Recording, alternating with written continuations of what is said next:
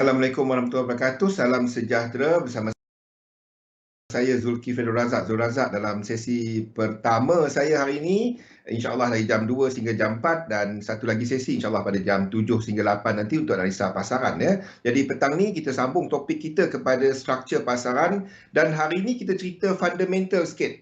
Instrumen pasaran kewangan, sifat dan peranan dan bagaimana memahami sifat dan peranan instrumen dalam pasaran tu kita boleh kaitkan dengan struktur pasaran dan melihat korelasi. Kita akan bincangkan dalam sesi saya pada petang ini ya.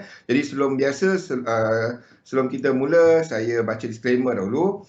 Risiko pelaburan dagangan online secara margin mempunyai risiko tinggi, tahap leverage tinggi boleh membantu atau menyebabkan kerugian.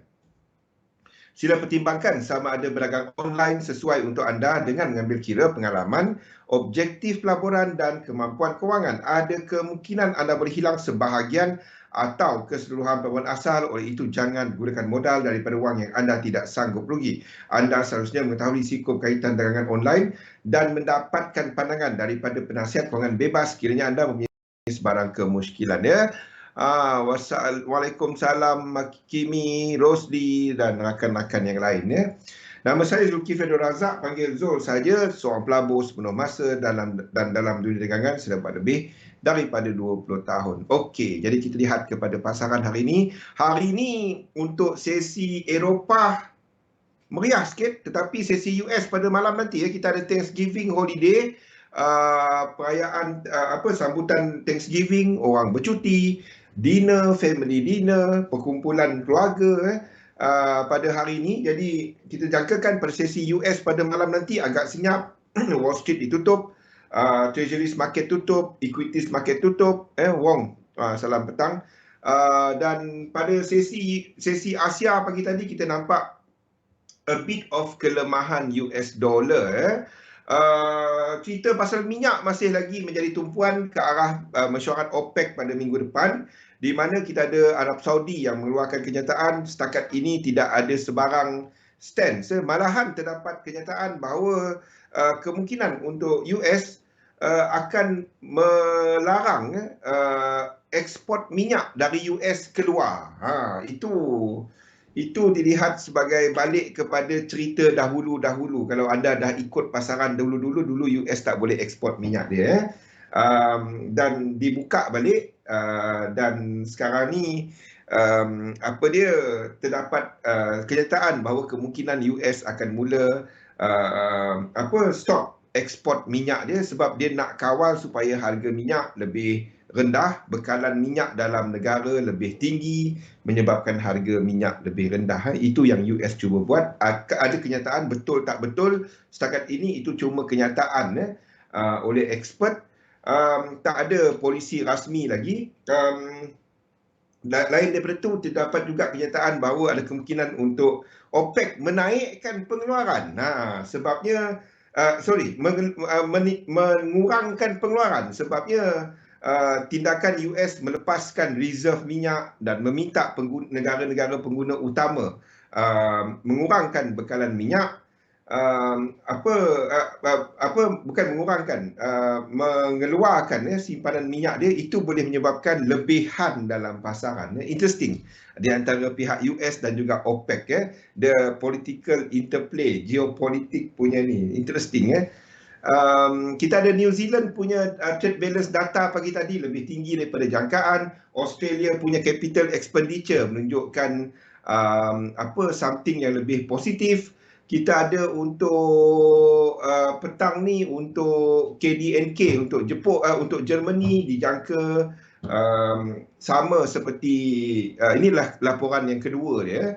Jadi bacaan untuk kuartal ketiga dijangka pada 2.5, tak ada banyak Lagarde dijadualkan berucap pada malam nanti dan juga ECB pada malam nanti Lain daripada itu tak ada banyak. Some member of Haskell daripada MPC untuk Bank of England. Lain daripada itu tak ada banyak yang saya nampak US bercuti. Tengok dekat chart, some chart saya dah update. Cumanya ada some of the crosses saya sengaja tak update sebabnya saya nak bincangkan dalam kita punya sesi saya tak nak apa yang saya letakkan dalam chart pack tu menjadi satu signal.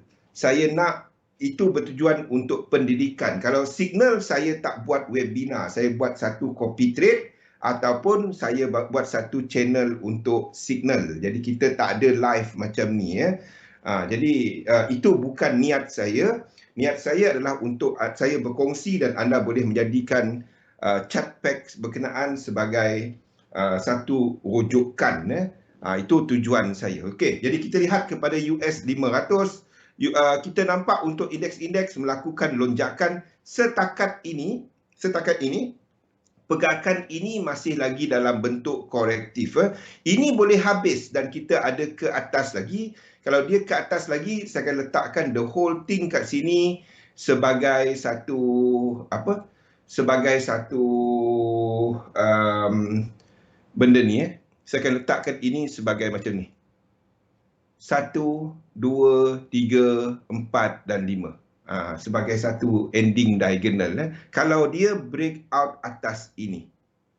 Okey, dan dia buat dalam 5 wave, 3, 4, 5. Kalau dia break out, saya akan buat dia sebagai diagonal sebab kita menjangkakan akan ada satu lagi correction ke bawah untuk wave 2 ni. Tapi at the moment tak ada, we are looking at ini akan turun ke bawah. Sekiranya itu berlaku, saya akan mencari kepada DAX, kepada DER40 DER40 dan juga kepada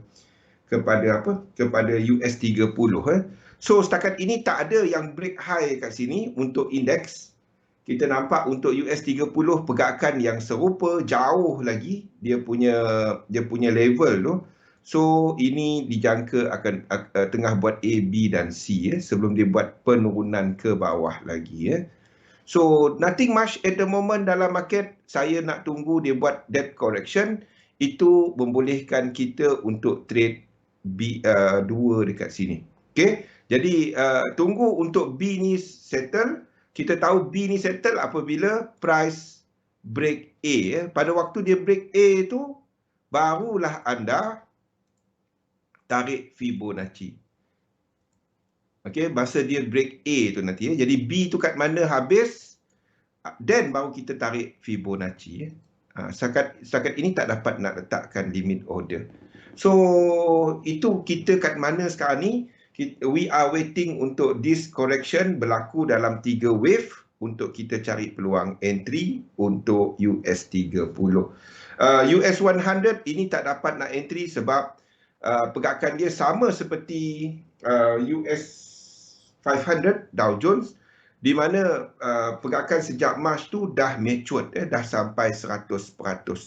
Sama seperti US 500 di sini, pergerakan sejak March dah sampai 100%.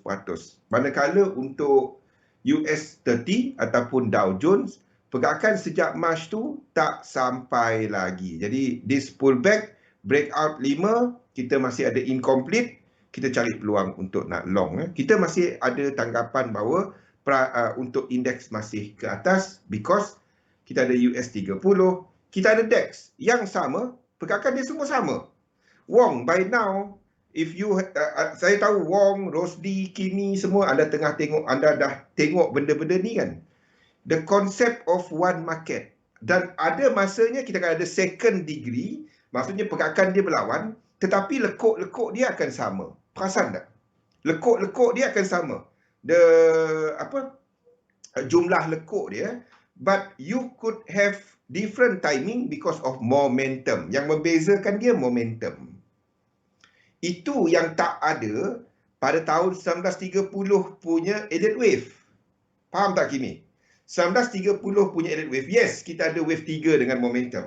But momentum indicator sendiri tak wujud pada waktu itu. Saya nampak Kimi update pasal Euro US dollar, pasal dollar index kan. Dan you mention about RSI, interesting. Tu dia, nampak kan Kimi? Selagi kita masih nampak dia ada momentum, kita katakan wave 3.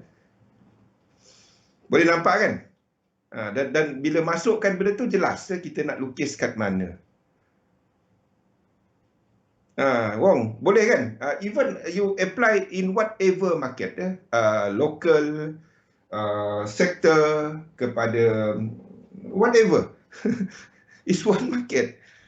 Okay, especially those in the same category, in the same category. So what you want to do is bila Anda trade, you trade the leading. When you are talking about investing, you look out for the lagging yang ada value. Itu salah satu bagi mereka yang longer term lah. Then you do your financial analysis, you do your fundamental analysis. If the company is strong, is lagging, then you know it's going up. Sequence dia lebih kurang. Yep. Betul, Kimi. Masuk, sebab itu saya gunakan RSI. Saya daripada tu anda gunakan stokastik untuk tahu dia punya each individual lekuk. Hai Oman. Okay, so kita ada untuk DEX yang tak lengkap lagi 100%. Jadi kita masih extend dia ke atas. Sebab itu kita masih, biarpun US 500 ni dah sampai, kita masih extend dia ke atas. That's why untuk yen pair contohnya, kita masih lukis dia ke atas. Masih lukis dia ke atas sebab indeks tak sampai lagi. Mungkin dekat yen pair di sini akan lebih diagonal. Movement kat sini akan lebih diagonal. Faham?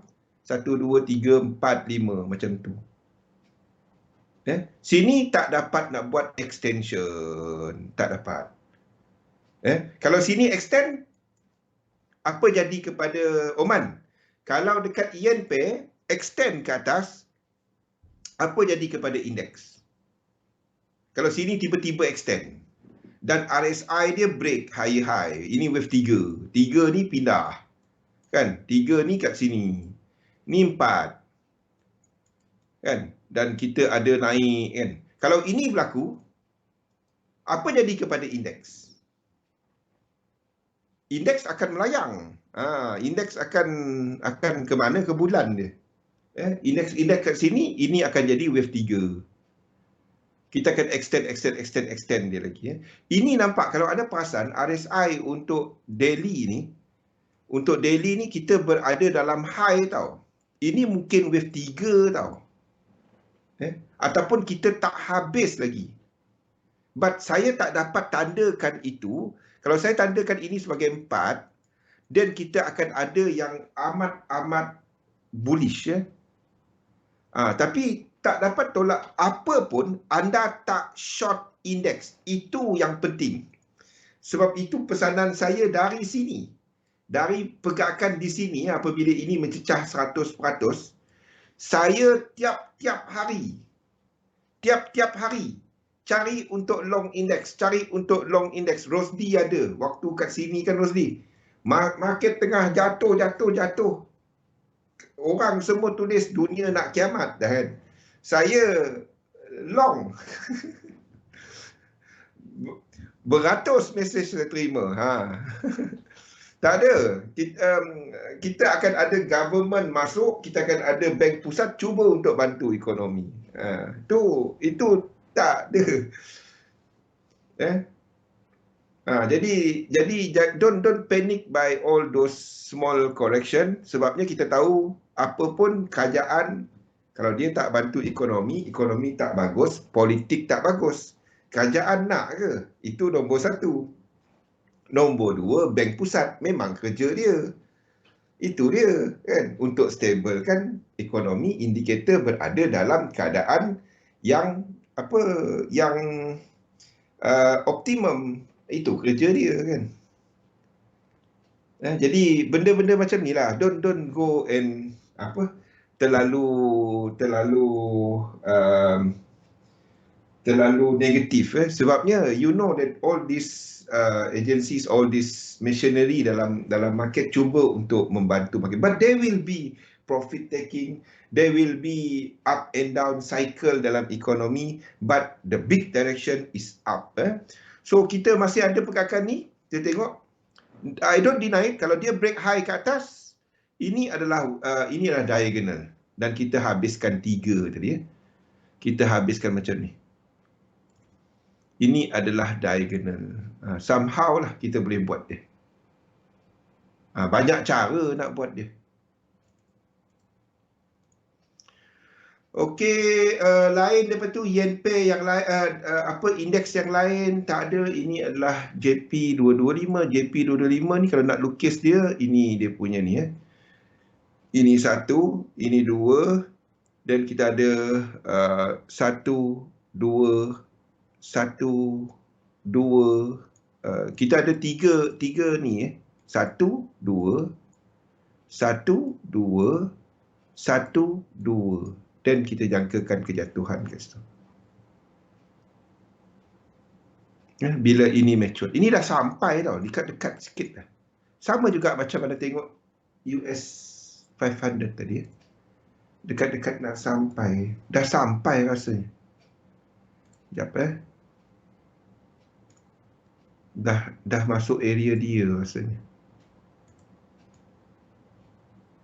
Okey, ni sikit lagi untuk dia, tapi correction ni boleh truncat maksudnya tak sampai. Okey, UK 100 this could, kalau dia jatuh ke bawah, ini jadi A, B dan C ataupun W, X dan Y. Kalau dia tak break atas, saya masih lihat a bit more strength ke atas. Ada soalan untuk indeks? So indeks sedang bounce, tapi saya masih jangka ada lagi ke bawah. Kalau ke bawah, kita tunggu either sama ada antara dua, DAX ataupun kita tunggu Dow Jones. Antara dua. Lain tak ada. Bagi siapa yang ada akses kepada lain-lain, anda boleh tengok kepada ASX, anda tengok kepada few lah, Nifty. Tu pun ada incomplete sequence. Nifty tak? ASX.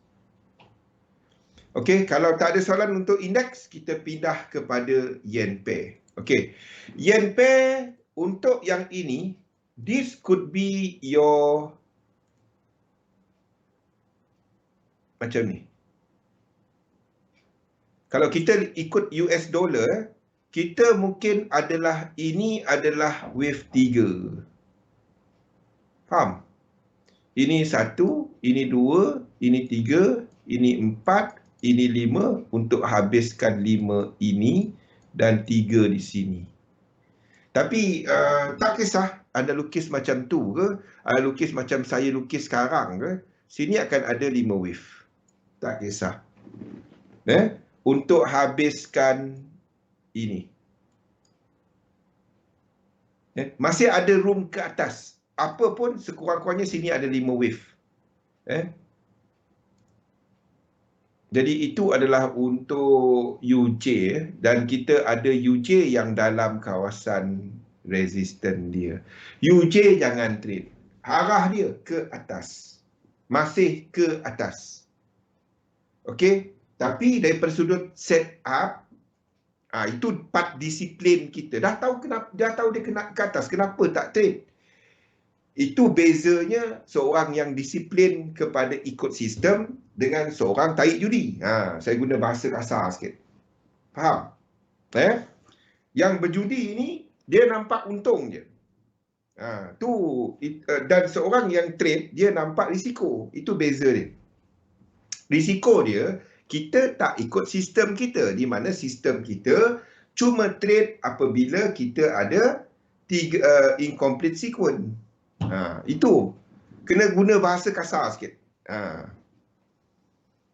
Okey, gunakan sistem ni dalam trade. Jangan cuma nampak untung, nampak risiko. Itu benda pertama. Boleh?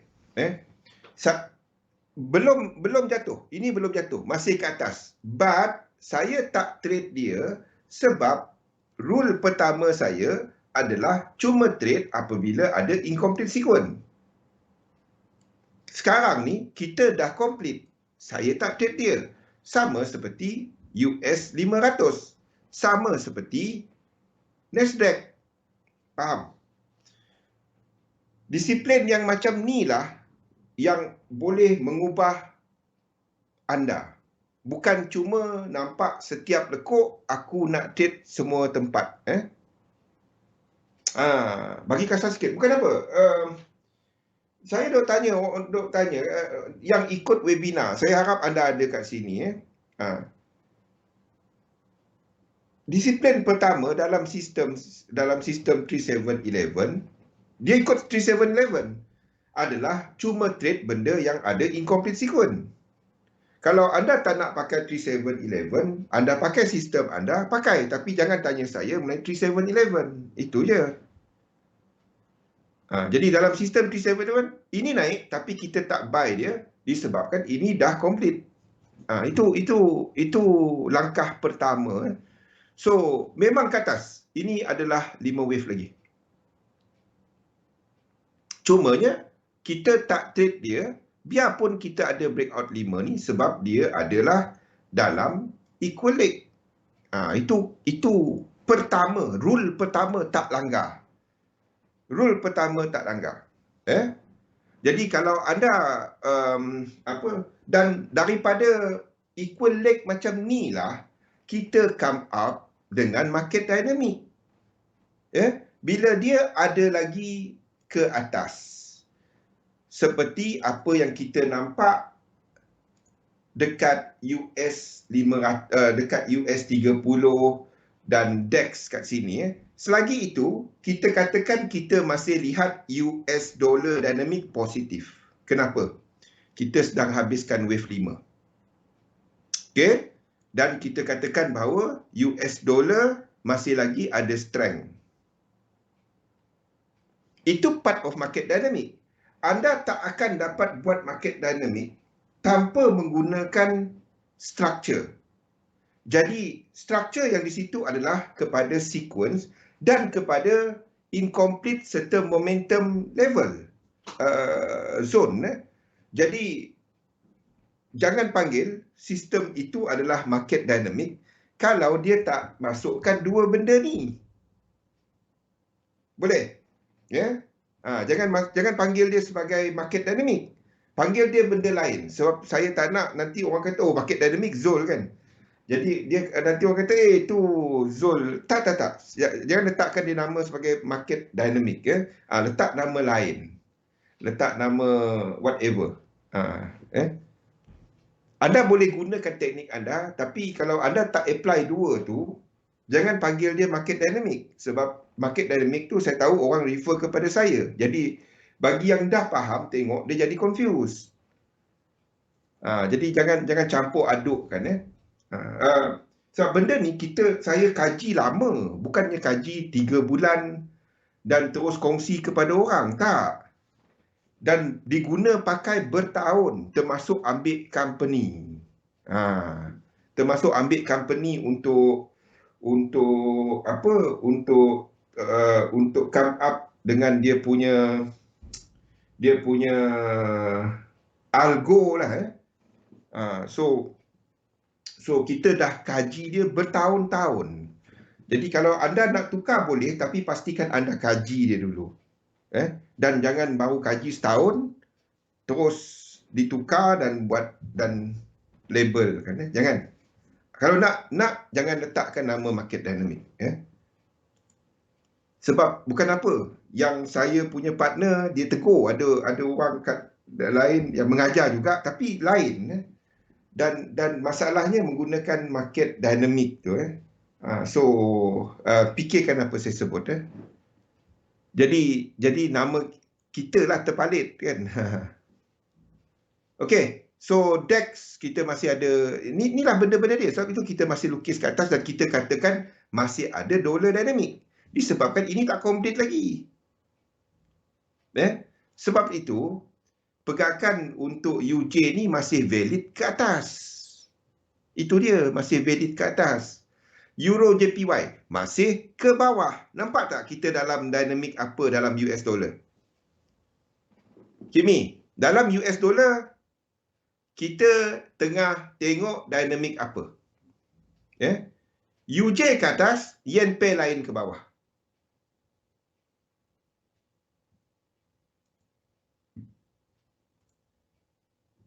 Saya tunjuk satu-satu semua ni. UJ ke atas, yen pair lain ke bawah.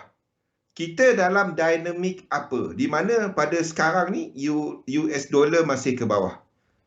Maksud US dollar masih ke bawah. Pair dollar masih ke bawah, maksudnya US dollar kuat, kita sedang melihat shorter term positif US dollar. Positif US dollar berlaku dalam wave 5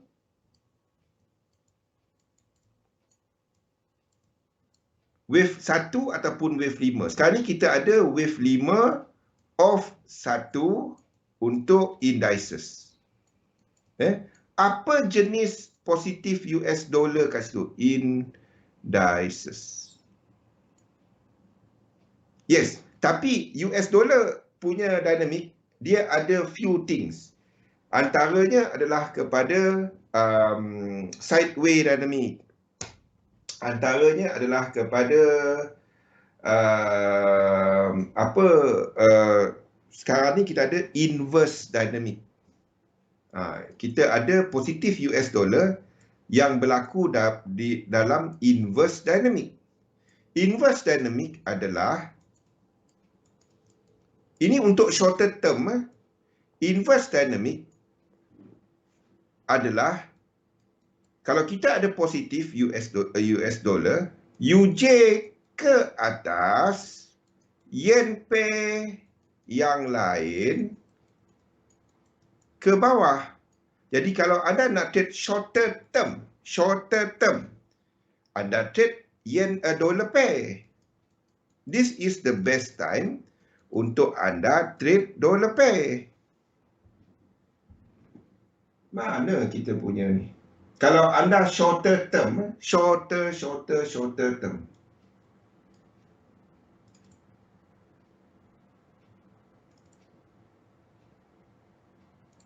Ni dia.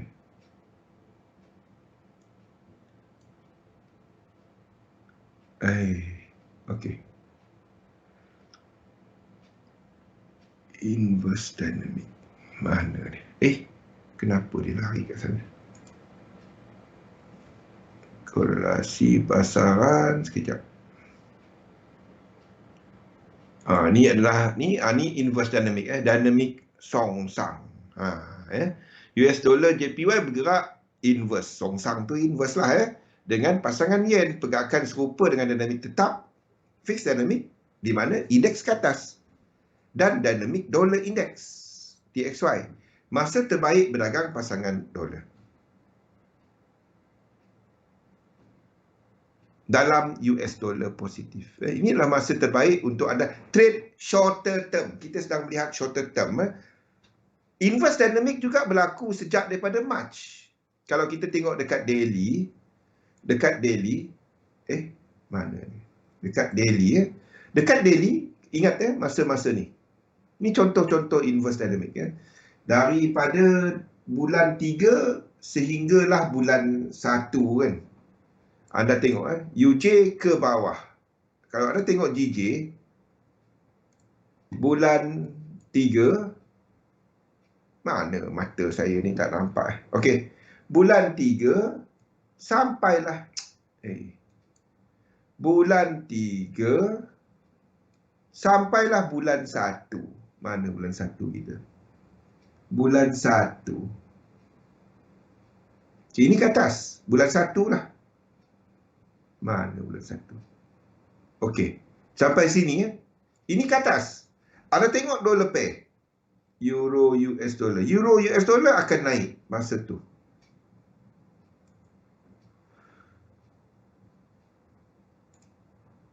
Dari bulan apa?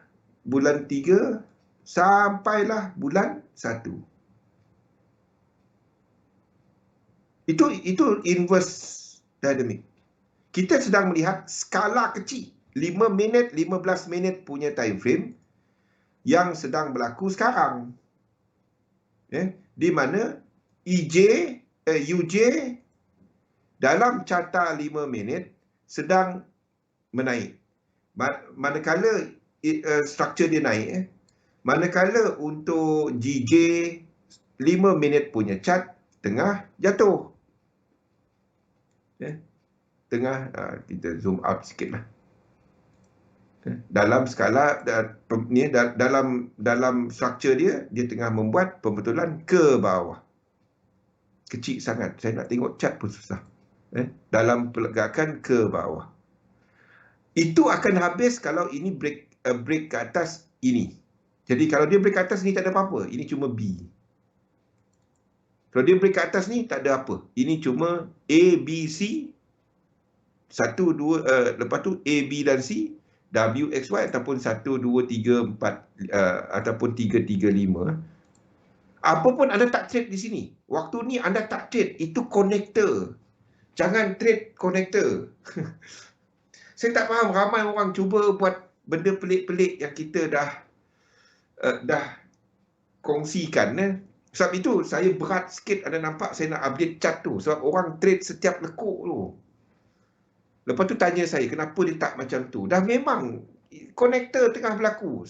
Ini boleh jadi B tau. 1, 2, 3, 1, 2, 3, 1, 2 dan 3. Ataupun dia boleh jadi flat. Tinggi lagi B kat sini. Anda trade yang tengah-tengah macam ni. Saya pun tak trade kat situ. Rule asas dia, trade bila ada incomplete sequence. Ini correction. Janganlah. Kita jangkakan this B. Kalau ini berlaku, yen pair trade dekat AUD JPY wave 2. CAD JPY either one di 2 sini. Ini dah boleh letak limit order. Ini dah ada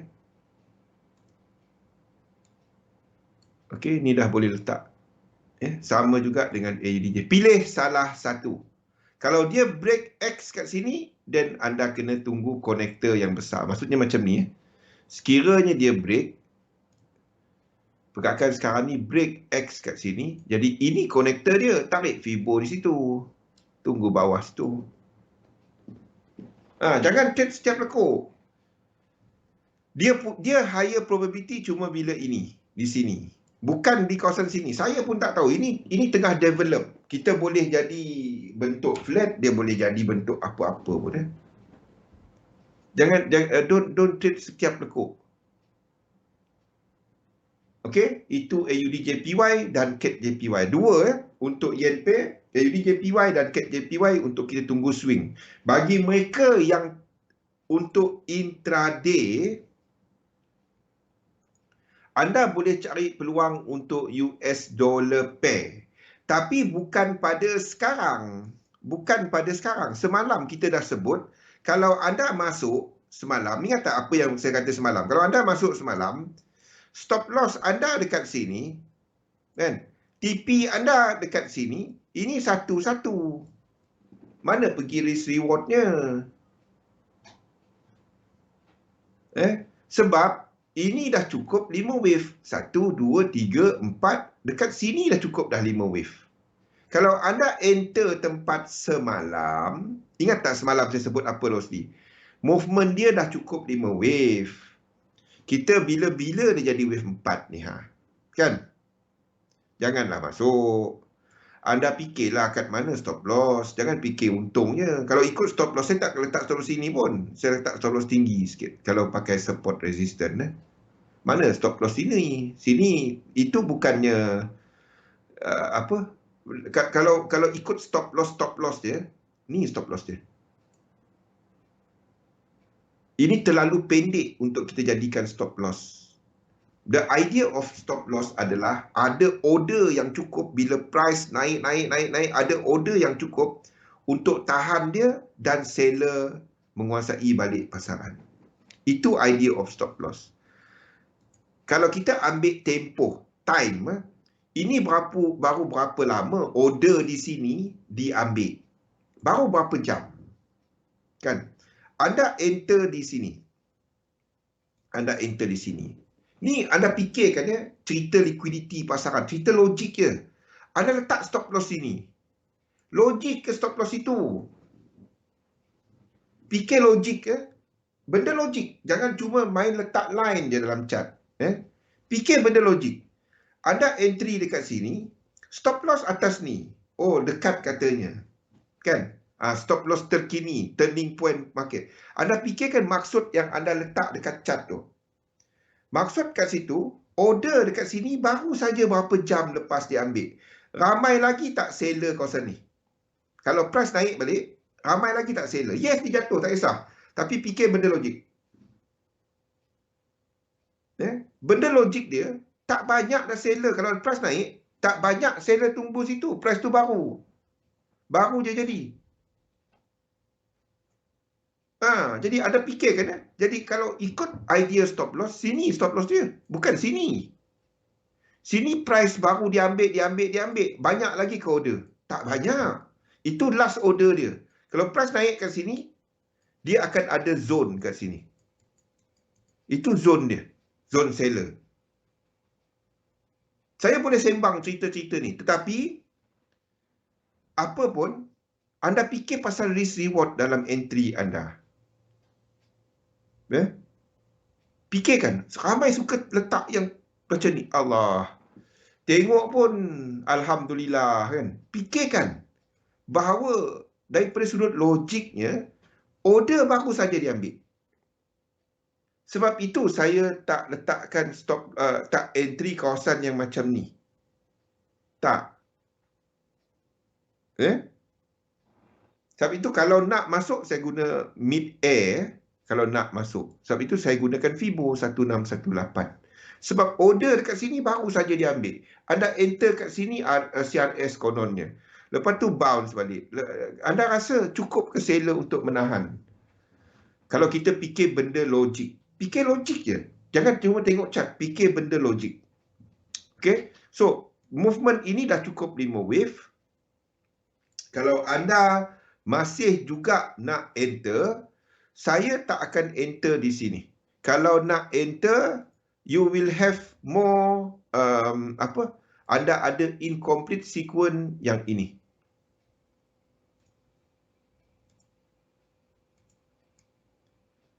Okey, bila 3 ni berlaku, selagi kalau dia tak sampai, dia dah sampai tak? Ini dah sampai, tak dapat. Itu tak dapat. 1, 2, 3, ni tak dapat. Structure ni dah lengkap. Anytime untuk dia naik. So, kalau anda nak enter lagi dollar pair, dia dah lengkap. Yang besarnya, A dan B, anda tahu ini adalah flat. Arah dia, saya masih nampak ke bawah. Cumanya, struktur dia dah lengkap. Kita ada GU yang masih lagi ada sequence ke bawah. Jadi sebab itu kita katakan untuk EU masih ada ke bawah. Ini. Banyak saya dah tukar balik chat seperti yang kita cerita semalam. Okey. So kalau B ni berlaku, turun balik break A, kita akan letak limit order untuk position trade. Itu adalah dekat daily. Daily dengan weekly. Ini weekly punya trend. Jangan trade benda ni kalau anda trade hari-hari atau swing. Sama seperti Euro, US dollar. AUD, US dollar. Semua chart saya dah tukar balik. So, kita sedang menjangka W ni in progress. Nampak panjang semacamnya kan? Tunggu dia jalan dulu. Habis jalan dulu. Okay. Apa pun, anda cuma tunggu extreme of ini. 1, 2 dan 3. Itu ekstrim dia. Bukan ekstrim dalam ni untuk entry. Kita masih menjangka more kekuatan US dollar. New Zealand dollar, US dollar, benda sama, di mana we are waiting untuk benda ni berlaku. Sini akan ada 3 wave. Okay. Dan yang inilah yang membenarkan untuk indeks buat wave 3. Daripada 5 ini.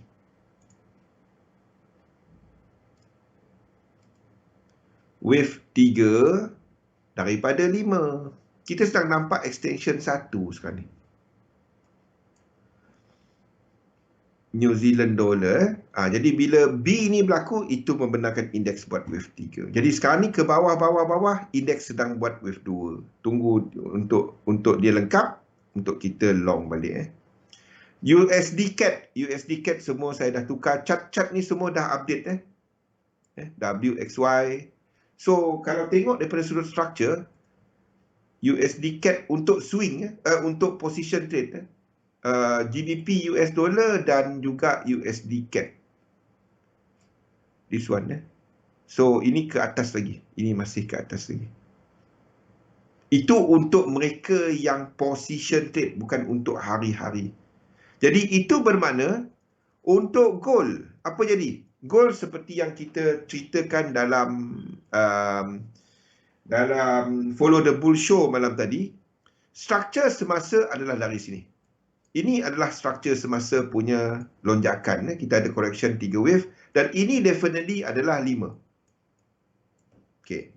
Sini 5, sini 3, sebelah sini kena ada 5.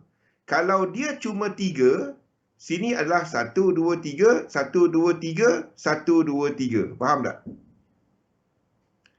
Sebab itu kalau nak trade gold, anda kena tunggu satu high berlaku di mana sini 5, sini 3 dan sini 5. Barulah anda tunggu 1, 2, 3, 3. Dia 5, 3, 5, 3, 5, 3 je, faham tak? Semua struktur ni, semua 5, 3, 5, 3, 5, 3. Apa bentuk dia je. Tapi, asas dia 5, 3, 5, 3, 5, 3. Gold sedang memberikan satu yang jelas. Di mana sekiranya satu lagi high berlaku, this correction, anda boleh cari peluang untuk long. Hanya jika kita ada satu high. Kalau dia tak buat, ini boleh buat yang lagi besar. Iaitu 3. Okey. 1, 2 dan 3. 1, 2, 3, 1, 2, 3, 1, 2 dan 3. Baru cukup lekuk dia. Benda tu je kan, Rosli? Satu dulu-dulu kan, tanya Rosli. Mula-mula saya kenalkan pasal elite wave, apa saya kata Rosli? Bila dah buat semua ni, syarat dia simple je. Anda pandai mengira. Ingat tak apa saya cakap dulu? 2 tahun ke 3 tahun lepas? 2 tahun rasanya. 2 tahun lepas, 3 tahun. Saya pun tak ingat dah. Apa saya kata Rosli? Macam susah. Tak susah. Asalkan anda pandai mengira sampai 5, sampai 3. Bolehlah advance sikit sampai 11. Ingat tak? Dulu-dulu, 2 tahun ke 3 tahun lepas. Itu saya sebut kan. Itulah cerita dia. Bila anda dah faham benda ni, anda cuma kira je. Saya tak lukis semua ni untuk anda. Masalahnya bila saya lukis macam ni, ada orang cuba nak lukis, nak trade sepuluh lekuk. Tu masalah. Okey, jadi sekarang ni, bawah ni boleh tak buy? Tak. Itu 3 lekuk. Kan dia jatuh bawah ke balik. Kan? Masa tu tak percaya kan Rosli? Macam susah je. Sekarang ni, tanya diri sendiri. Aku kira 3 je. Itu je. 3, 5. Kalau tak berlaku 5, aku tak buat apa. Itu je. Okey. Ni, orang lama kalau nak tahu Kimi. Rosli ikut dari mula-mula dulu. Benda-benda yang saya sebut sekarang ini adalah apa yang mula-mula dulu. Kimi belum ikut lagi waktu tu. Mula-mula dia orang, susah elite wave ni bang. Susah dia. Dia nak kira, dia nak tukar. Tak, saya kata 5 dan 3. Sekarang ni. Selamat petang, Miliong. Makan Panadol. Betul. Sekarang ni dah masih makan Panadol tak, Miliong? Kalau masih makan Panadol, kena buat kerja lebih sikit. Dia kira saja kan, Miliong. Cuma tengok rupa dia. Ini 5. Rupa je. Itu je. 5 akan ikut 3. Itu nampak macam trend 5. Kenapa sini 5, sini 5? Itu 5 ni adalah 5 dalam fraktal lebih kecil. Sebagai pembetulan 1, 2, 3. Lepas tu naik balik. Itu je. Sampai tak boleh tidur malam. Sekarang ni dah nampak kan? Dah nampak simple. Itu je. Okey, untuk silver. Silver ni kita dah nampak 5. 1, 2, 3, 4, 5. Macam mana kita tahu dia 5? Sini ada divergence, sini ada divergence, dan akhir sekali kat sini, ini masalahnya, yang boleh tangkap kita kat sini adalah sini 3, sini 3, sini jadi 5, iaitu flat. Itu yang boleh tangkap kita. Sorry, ada ke macam tu? Okey, 1, 2, 3, 1, 2, betul lah. Yang boleh tangkap kita. Tak kisah apa pun, kita tak akan tahu dia flat sampai dia jadi. Saya akan trade silver di sini. Banyak technical analysis, benda paling cepat faham elliott wave. Betul. Cumanya application dia saja. Ramai orang tak tahu elliott wave ni macam mana nak start. Start dia masalah kalau anda cuma buka H1 lukis kat situ. Anda kena buka time frame paling besar, tengok apa dia. Apa bentuk chart tu. Saya mudahkan kerja anda. Tak ramai orang kongsi semua chart dia. Ni saya kongsikan. Ramai orang dia ajar je elliott wave. Elliott wave ni A1 W X Y. Lepas tu tak lukis macam mana, orang semua termenung. Saya kongsikan dari weekly sampai H1. Mana anda nak dapat? Tak ada dalam dunia ni percuma. Tak ada. Saya bagi jaminan kepada anda bahawa benda ni tak ada kat mana-mana di dunia ni percuma. Tak wujud. Saya sendiri cari kalau ada. Senang kerja aku. Tak ada. Berbayar ada. Kalau ni ambil peluang. Okey. So silver saya akan cari peluang untuk kat sini. Sebab sini dah nampak 5 wave. Boleh tak dia jadi 3 wave juga? Boleh. 1 2 3, lepas tu 1 2 3 4 5. Boleh. But apa pun tak kisah. Kita jangkakan bila 100% kat sini nanti at least 3 wave. Jadi kita akan lock kan.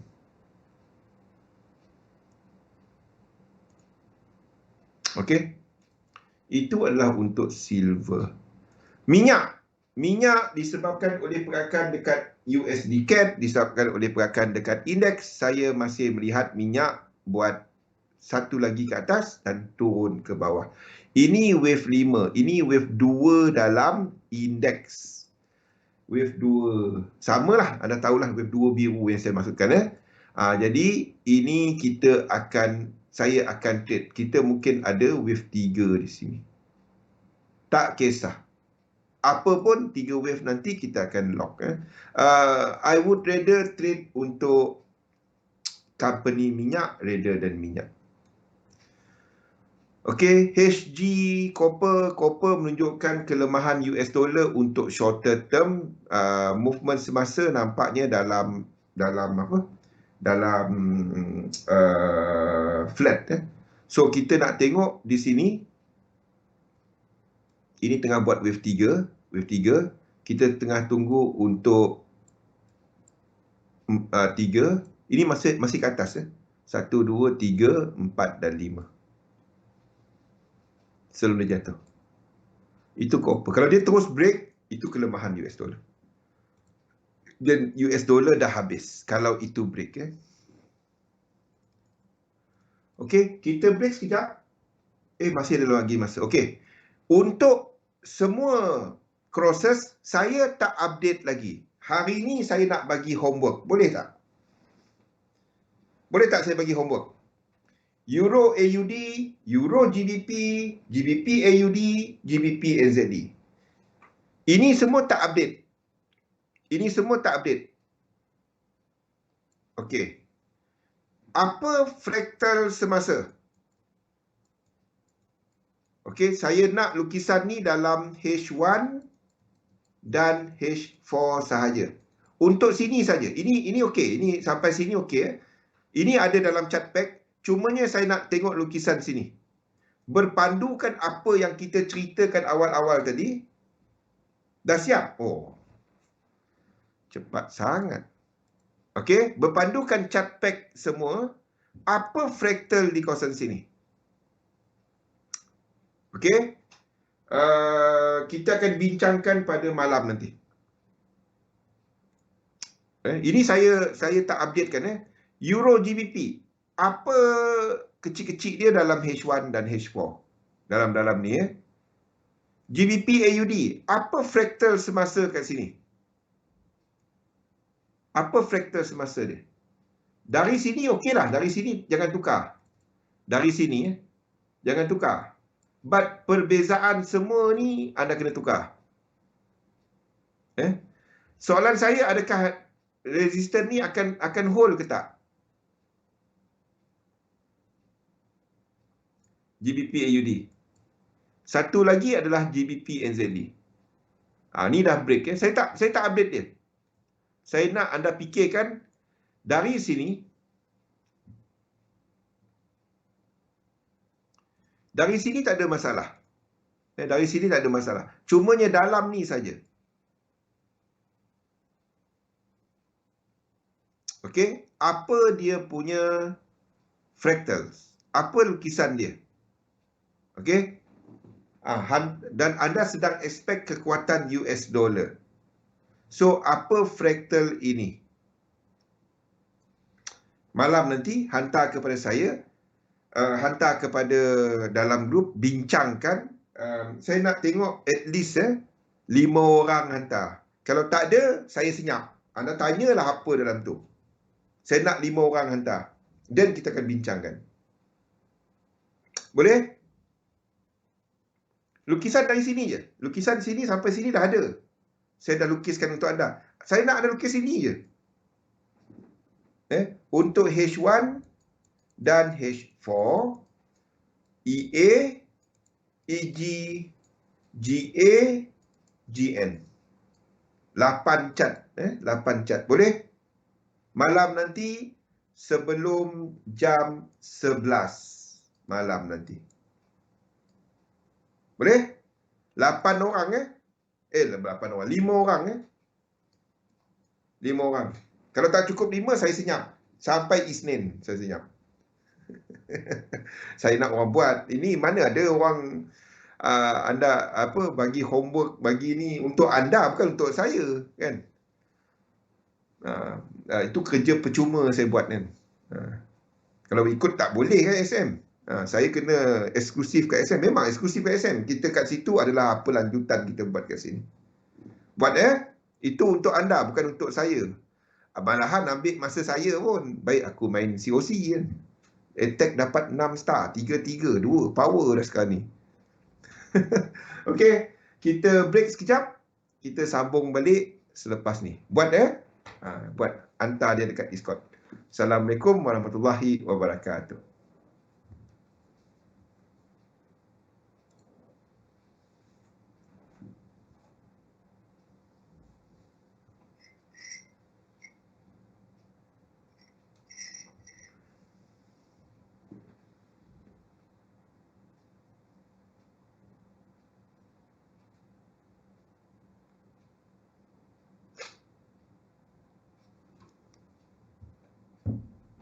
Irina.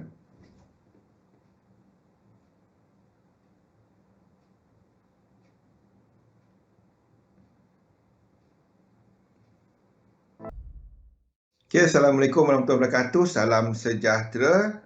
Ujian peperiksaan. Dah hujung tahun kan, SPM. Nak SPM.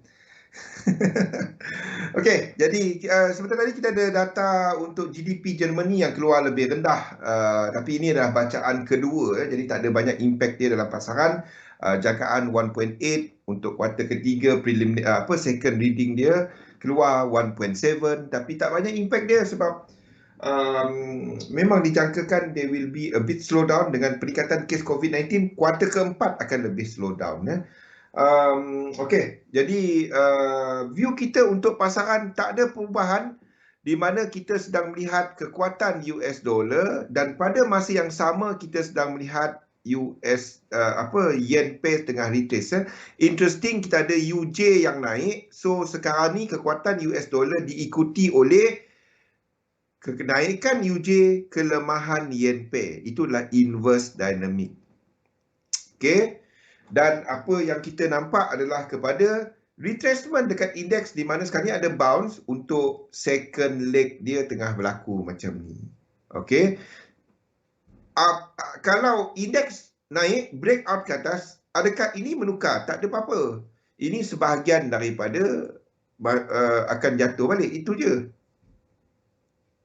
Kalau ini breakout ke atas, yen pair dah naik ke atas, dan kita dah terlepas. Jadi dolar akan start jatuh. UJ kena jatuh. Kalau UJ terus break, itu indeks dinamik. Itu bukan lagi dollar dinamik. Tu benda dia. Itulah dinamik tu. Kan kesenang hidup kan Rosli. Dah faham yang dinamik tu, baca market senang hidup. Kita boleh jangka apa struktur yang kita nak lukis dekat chart. Betul tak Kimi? Anda fahamkan apa yang anda lukis. Jangan main lukis elite wave je. Main semua wave 3.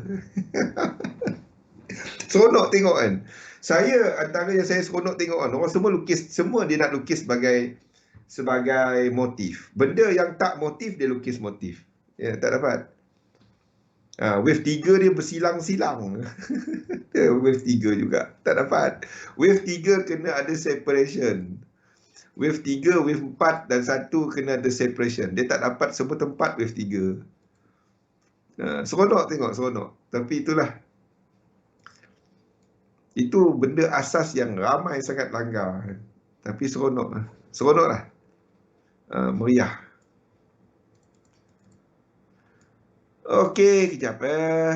View asas kita tak ada pertukaran. Kita masih lihat kekuatan US dollar. Bagi mereka yang short term, cari peluang untuk dolar. Tetapi dolar punya pair sekarang ni dah sampai. Tunggu retrace dahulu. Tengok. Then dia buat structure baru. Maksudnya macam ni. Contoh. Macam kita ambil yang pelik sikit lah. USD SEC. Okay. Ni dah sampai. Faham tak? Structure ni dah sampai. Kalau anda nak trade juga, anda tak dapat gunakan this sequence. Anda kena gunakan sequence ini. Okay. Ini pun dah sampai. Tak ada sequence. Ini USD SEC. Kita tengok kepada GU pula. Okey. GU, anda kena tunggu kepada breakout. Breakout ini 5 wave. Kalau breakout ini 5 wave, kalau anda shorter term, maksudnya intraday, anda dah ada, dan ini break 1, 2, 3, 4, 5. Okay, 1, 2, 3, faham? Kalau anda seorang, itu bukan 3711, ini adalah kalau anda agresif.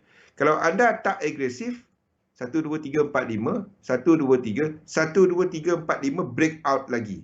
Kita ada incomplete sequence, kita ada 2 fractal, itu 3711. Sini anda boleh trade. Untuk short. Selagi kita nampak UJ naik ke atas, yen pair lain jatuh ke bawah. Dan indeks jatuh ke bawah, dolar pair jatuh ke bawah, yen pair jatuh ke bawah dalam 3 wave. Dalam untuk yen pair, pada masa yang sama anda nampak indeks naik ke atas. Inilah masanya yang orang menggunakan correlation direct. Indeks naik ke atas, yen pair naik ke atas. Tak. Ni masanya selalu kena kan. Yang orang kata indeks naik ke atas, yen pair naik ke atas. Mananya yen pair jatuh ke bawah ada. Sekarang ni dah faham kenapa benda tu berlaku kan. Okey. Jadi view besar kita tak ada change. There is no changes dalam view besar kita. Okey, kalau tak ada soalan, kita akan masuk basic hari ini kepada sifat dan peranan instrumen dalam pasaran dan penggunaan dia. Now,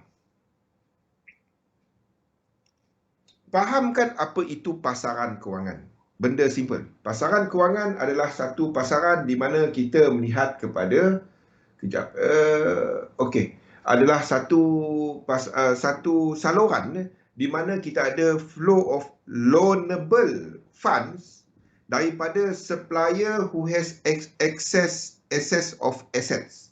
Maksudnya daripada pelabur, daripada kreditor yang ada dana lebihan. Diorang ni ada lebihan duit. Lebih. Dan dia nak jadikan dan kita ada satu lagi kumpulan yang memerlukan duit. Sama ada untuk dia nak besarkan dia punya modal, sama ada nak tampung projek pembinaan or whatever. Contoh-contoh kita ada kerajaan yang melancarkan projek lebuh raya Pen Borneo. Jadi apa dia untuk tampung kos sebab tak nak tol kan. Jadi kalau dia bagi tol, dia boleh bagi kepada company dan kepada concession. Jadi company tu mungkin boleh collect tol untuk cover balik dia punya cost tadi. Company tu juga kalau dia dapat terima concession, dia kena minta kat bank. Bank pula boleh bagi kepada ni, dan pada masa yang sama bank guna duit mana? Bank tak apalah, dia boleh guna duit. Faham? Okey, but kalau kita ada satu macam Pen Borneo tak ada tol So apa yang kerajaan buat? Kerajaan terbitkan suku. Itu untuk cover.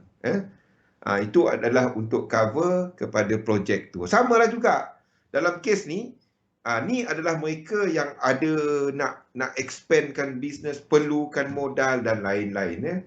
Dan apa yang berlaku adalah nak besarkan company dia, dan kita ada mereka yang cuba untuk menggandakan duit dia daripada kepada idea dia orang ni. Mungkin dia orang nampak bisnes dia orang ni boleh ke depan ada chance untuk nak buat untung. Jadi wujudlah pasaran kewangan. Itu pasaran kewangan, simple. Jadi dia orang ni membeli instrumen kewangan, dia orang ni menerbitkan instrumen kewangan. Jadi di situlah ada pelbagai jenis pasaran kewangan. Yang pertama, kita ada pasaran equity, pasaran modal. Terdiri daripada equity dan juga bond. Saham dengan bond lah, simple. Ini adalah hutang, ini adalah hak pemilikan, depending kepada jenis saham tu. Ada saham yang tak ada hak pemilikan, ada saham yang ada hak pemilikan. Selain daripada itu, kita juga ada pasaran komoditi. Ni yang biasa anda nampak futures. Di situlah sebenarnya ini kepada pengeluar produk. Contohnya macam pengeluar penanam sawit. Dan apa yang peladang ni buat, dia akan jual kepada satu tempat,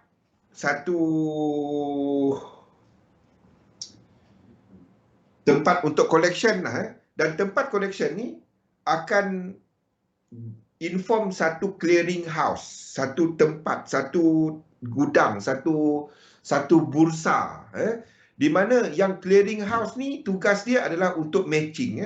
Okey, engkau kolektor ni, engkau ada berapa banyak? Berapa tan kau ada? Ni contoh kelapa sawit. Jadi ada berapa tan? Dalam tempoh berapa lama? 3 bulan nanti kau ada berapa? 9 bulan nanti kau ada berapa? Setahun nanti kau ada berapa? Jadi diorang akan tengok faktor-faktor cuaca, faktor-faktor pengeluaran, penyakit dan sebagainya kepada peladang ni, kepada ladang tadi. Saya nak gunakan bahasa simple juga ini supaya semua orang faham kan. Yang dalam LRT tengah dengar pun boleh faham. Jadi apa yang clearing house ni cuba buat adalah cuba match kan di antara kolektor dan juga end user. Ini mungkin kilang yang hasilkan minyak masak, ini mungkin kedai yang menghasilkan sabun, ataupun ada instrumen financial, mereka yang trade. Jadi kita ada buyer dekat sini, seller dekat sini. Jadi kita boleh match kan pengeluar dia tahu. Bila dia keluarkan nanti, 3 bulan nanti aku tak payah jual kelapa sawit aku tepi Federal Highway tu kan. Siapa nak beli 3 tan? Masalahnya benda-benda ni dia ada tempoh hayat dia. Kalau macam Olin, tak payahlah nak cerita. Olin merah, kuning, tak apa. Saya kalau nak cerita satu-satu macam tu, tak tidur kita. Fahamkan bahawa dia ada tempoh hayat dia. Kecuali benda-benda, even kepada emas, perak, kepada ni, sebab nak simpan dia ada kos. Faham tak? Nak simpan dia ada kos. Copper semua tu, nak simpan dia tempat gudang anda tu ada kos. Jadi kita nak cuba alihkan kita punya ni kepada buyer. Buyer mungkin ada kegunaan dia sama ada barang kemas, industri, emas dan lain-lain. Jadi inilah satu tempat untuk pasaran komoditi menemukan di antara buyer dengan seller ni. Itu pasaran komoditi. Supaya pengeluar nanti dia tahu, okey, aku ada pembeli.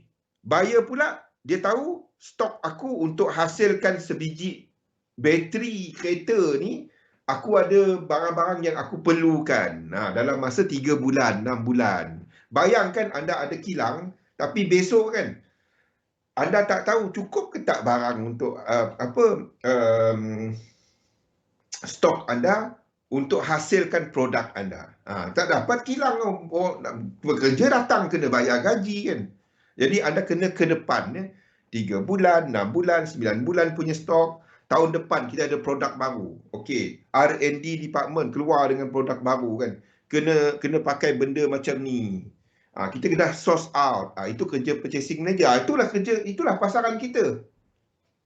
Jadi bila kita ada disruption of supply chain macam berlaku sekarang, itu memutuskan bekalan dia dan menyebabkan pengeluar tutup. Kilang ada yang tutup, kilang tak dapat produk yang dia nak untuk hasilkan barang dia. Itu yang disruption of economy tu bila COVID-19. Nampak benda-benda ni tu yang ada trade. Sekarang ni the thing is kita ada kilang-kilang baru start nak buka. Orang dah lama dah pergi shopping online apa semua. Itu beza kita dengan dulu. Dulu kalau ekonomi tutup, orang tak dapat nak beli apa. Tunggu lori, hantar air, hantar makanan. Itu zaman sebelum internet. Zaman sekarang, kita tanya diri sendiri. Kan? Covid tak Covid, Grab tu jalan. Faham? Lala Move, Lala Food, apa food semua jalan. Nampak? Bila ekonomi buka, lagi meletup kan. Tengok bila ni semua tempat yang tempat bukan melancong pun orang melancong kan. Dekat KLIA orang duk tengok kapal terbang turun naik. Dah tak tahu nak pergi mana, asalkan keluar rumah. Asalkan keluar rumah, dan itu menyebabkan perbelanjaan naik. Harga minyak, nampak inflasi dia. Nampak? Tu sifat nature manusia ni dan bagaimana dia mempengaruhi market.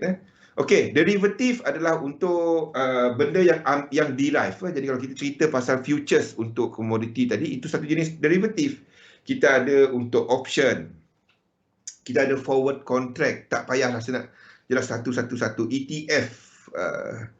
Itu untuk melancarkan market ni.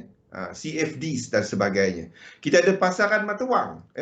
Sebabnya mata wang ni dia macam kita, anda bawa RM1, anda pergi Perlis, anda pergi Johor, anda pergi dekat Lunduk kat Sarawak, anda pergi dekat Kinabatangan dekat dekat KK, jauh Kinabatangan dengan KK tu. Kinabatangan dekat Sabah. Basically RM1 tu tetap RM1. Tapi kalau anda bawa RM1 tu pergi kat Pulau Batik. Siapa tahu Pulau Batik? Kat Sabah. Separuh Malaysia, separuh Indonesia. Mungkin ada kedai dekat belah Indonesia di Pulau Batik tak terima duit ringgit. Anda kena tukar rupiah. Jadi pasaran mata wang membolehkan cross border. Kalau anda ada modal dalam ringgit, anda nak buka kedai dekat bahagian Indonesia di Pulau Batik, anda kena tukar kepada rupiah. Dan di situlah wujudnya pasaran mata wang. Exchanger of money ni. Dan lepas tu kita ada pasaran insurance. Jadi ada banyak lagi jenis-jenis pasaran ni. Okey, saya boleh ceritakan pasaran utama, sekunder, secondary market, tak apa. Penting fahamkan bahawa wujudnya pelbagai pasaran berbeza. Dan setiap dia mempunyai peranan tertentu dalam pasaran. Anda nak lebih dalam lagi, ikut kepada sesi Imran. Saya boleh cerita dalam-dalam, tapi saya lebih nak fokuskan kepada dynamic. Macam mana nak trade. Anda nak faham di sebalik dia, anda boleh ikut Imran punya session. Saya cuma jelaskan yang atas dia. Jadi pasaran terbesar adalah pasaran mata wang. Dengan jumlah dagangan harian, tahun depan akan keluar balik, review balik. Laporan ni keluar tiap 3 tahun. Okay? Jadi last 2016, 2019, satu hari transaksi melibatkan 6.6 trilion, tapi bukannya semua kepada forex spot. Spot ni salah satu yang terbesar, tapi yang terbesar sebenarnya swap market. Itu yang terbesar. Dan baru kita ada spot. Spot yang purple ni. Yang color purple ke apa color ni? Lebih kurang lah. Okay. Mata wang yang paling banyak nak tak nak US dollar. Ni yang paling besar. Diikuti oleh euro dan JPY serta mata wang Singapore dollar, mata wang dan yang tengah naik adalah kepada Chinese yuan. Chinese yuan dia punya transaksi makin lama makin naik, makin lama makin naik. Ni Chinese yuan. Okay, makin banyak. Okay. Sifat-sifat mata wang. US dollar king. Banyak barang harga dalam US dollar. Banyak instrumen, banyak kontrak ditandatangan dunia, banyak hutang di dunia adalah dalam US dollar. Okay, kita kena ada satu mata wang sebagai rujukan.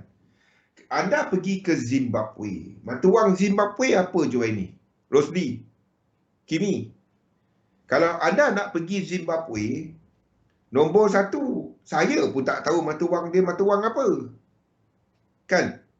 Kalau aku pergi sana, aku bawa ringgit. Entah orang dia terima ke tak nak tukar duit. Jadi apa kita buat? Tukar kepada US dollar. Jadi US dollar ada suka tak suka US. Ada cerita apa pun. Sekarang ni orang dah okey sikit. Kalau masa Trump tu semua ramai yang tak suka kan. Saya okey je. Trump tu bagi volatility kepada market. Baguslah. Kalau tak, market tak jalan kan. Bagus. Make America great again. Apa dia?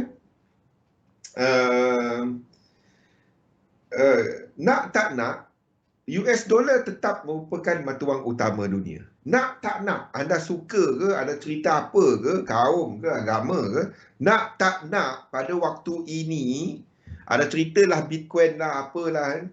Sebab tu mi kalau tanya sekarang, pada struktur sekarang, kripto tak dapat memainkan peranan sebagai mata wang. Faham tak? Faham tak Joel ni? Rosli, ada cerita lah macam mana. Ada somebody yang duk tanya saya mengenai kripto. Dan dia menyatakan bahawa kripto ni mata wang. Satu, saya tak setuju dengan nama cryptocurrency tau. Sebab dia bukan mata wang. Anda tak dapat ada mata wang yang naik satu hari 20%. Ataupun turun 20%. Bayangkan ya. Saya bagi contoh. Hari ini gaji anda, katalah anda terima dalam Bitcoin. Gaji anda 5 Bitcoin. 5 BTC. 5 coin lah. Dan hari ini nilai dia adalah 60,000. 50,000 lah kita ambil mudah. 10,000. Kita ambil bulat senang. 10,000. Itu pukul 9 pagi tadi. Okay. Pukul 9.30. Okay. Satu Bitcoin jatuh kepada 8,000. Gaji anda yang 5 Bitcoin tadi, nilai purchasing power dia dah jatuh. Pukul 10 entah apa jadi, Elon Musk jatuh tangga ke apa ke, 10,000, 8,000 jadi 2,000. Macam mana dia nak main peranan sebagai mata wang? Tak dapat. Tadi cukup untuk beli susu. Sekarang ni cukup untuk beli separuh susu. Lepas pukul 10 nanti nak beli tin susu ke? Tak ada susu. Tin je, tak ada susu dah. Kan? Tiba-tiba pukul 11 kan, dia jadi 50,000. Kita beli kilang susu. Macam mana tu? Duit apa macam tu? Nampak tak? Dia belum dapat memainkan peranan sebagai currency. Sebab nilai dia punya volatility. Faham? Sebab itu sebagai exchange, medium of exchange, dia belum sampai tahap tu because of volatility. Sebab itu pentingnya untuk kita ada something yang stable. Dan antara yang menjamin kepada kestabilan adalah apa ni tak dapat. Menjamin kepada kestabilan adalah kekuatan ekonomi dan kekuatan negara itu sendiri. Sebab itu kita nampak biarpun apa anda kata masih US dollar. Masih US dollar sebagai stable, sebagai satu yang stable. Bayangkan kalau Chinese Yuan merupakan mata wang rujukan dunia. Tiba-tiba kerajaan dia kata tak ada, duit kita mahal sangatlah, rendah sikit. Habis. Aset anda, simpanan anda dalam Chinese Yuan. Habis. Jadi nak tak nak masih lagi US dollar. Faham maksud saya? Suka tak suka. Mata wang yang kedua, yang paling banyak daripada sudut demand dia, daripada sudut demand dia, adalah dua ni, JPY dan Euro. JPY menjadi satu yang pilihan kepada majoriti disebabkan oleh kadar dia dan kecairan dia. Euro pun sama sebenarnya. Kita ada Goldman Sachs yang menggunakan banyak euro dalam untuk pembiayaan projek, pembiayaan dana, pinjaman dan sebagainya. Kita ada dua ni sebagai mata wang utama. Tetapi saya lebih melihat dua-dua ni adalah ketiga-tiga ni adalah funding currency, kalau nak tahu. Tiga ni, US dollar, JPY dan Euro adalah mata wang pembiayaan. US dollar pembiayaan, ya. Okey. Dan JPY serta Euro, itu adalah mata wang pembiayaan. Dan untuk JPY sendiri, dia terdedah kepada sentimen pasaran disebabkan oleh kita ada banyak dana-dana di Jepun ni yang melabur di luar Jepun. Kita even ada dana kumpulan wang simpanan pekerja macam KWSP kita lah yang terbesar dunia di Jepun. Jepun tu ramai orang tua tau. Itu masalah Jepun, kalau nak tahu. Kalau saya ada few kawan dekat Jepun. Okey? Meniaga kereta. Saya tak tahu setakat inilah rakan-rakan saya di Jepun yang mempunyai anak lebih daripada 3 orang. Kalau 2 orang tu saya tahu. 3 orang ada 1. Lain daripada tu saya tak tahu.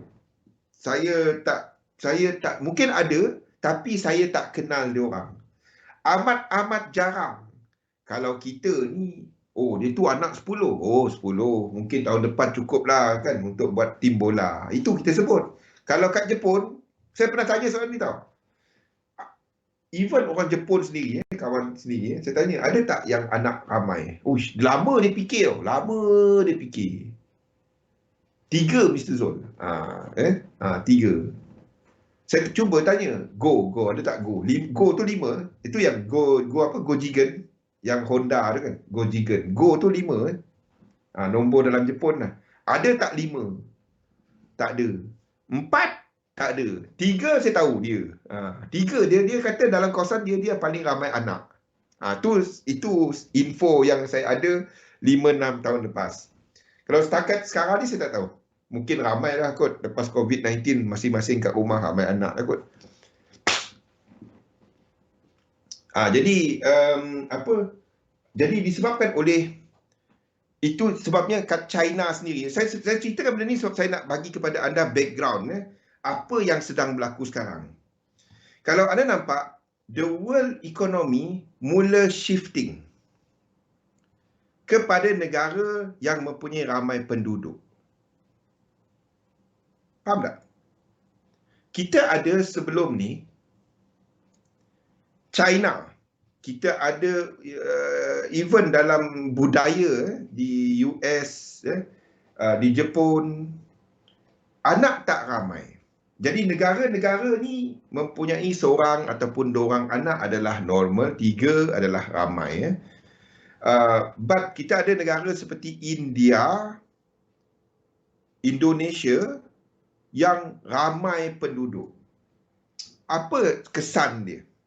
Kesan dia adalah kita ada tenaga pekerja yang ramai. Pada masa yang sama, kita ada consumption ataupun penggunaan yang tinggi. Short term, sekiranya social punya health dan lain-lain ni, education tak dibantu, itu adalah negatif. Tetapi longer term, sekiranya government policies keep up dan all the social responsibilities keep up dengan permintaan masses ataupun permintaan pengguna, itu adalah positif. Secara besarnya sekiranya everything goes well, dan itu membantu kepada kemajuan ekonomi, di mana kita ada ekonomi of scale, di mana kita ada permintaan daripada pengguna yang cukup. Pada masa yang sama, kita ada daripada sudut participation dalam ekonomi, orang bekerja dan lain-lain, businesses, perbelanjaan capital yang membantu kepada ekonomi. Ini adalah negara-negara seperti ini sekarang ni. Indonesia. That's why anda nampak untuk China,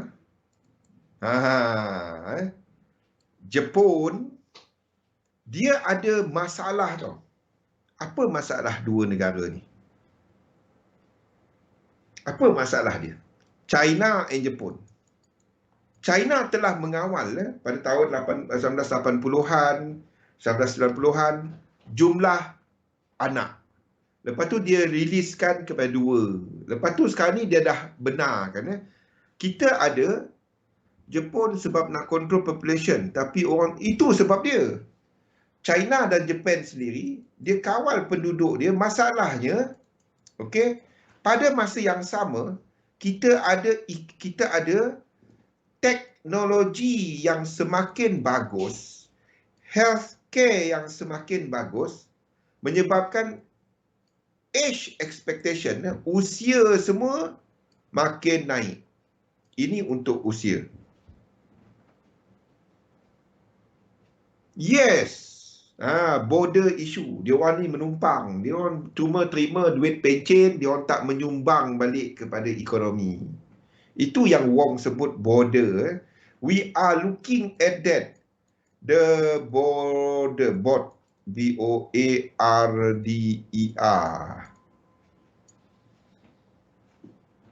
The thing is, kita ada fund-fund yang besar. Sebab itu kita ada diorang ni mempunyai dana yang besar untuk dana pencen.